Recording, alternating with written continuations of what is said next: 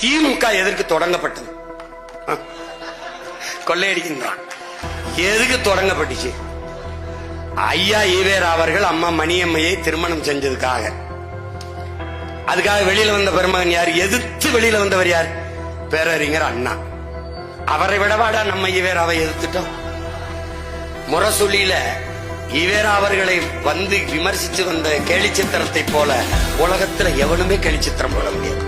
சட்டசபைக்குள்ள இந்த கிழவனை எதுக்கு விட்டு வச்சிருக்கே, தேசிய பாதுகாப்பில் கைது செய்யாமல் என்று கேட்டவர் பெருமகனார் ஐயா கருணாநிதி அவர்கள்.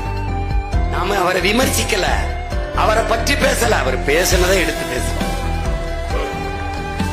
அதுக்கு நீங்க பதில் தான் சொல்லணும், பதில் தான் சொல்லணும்.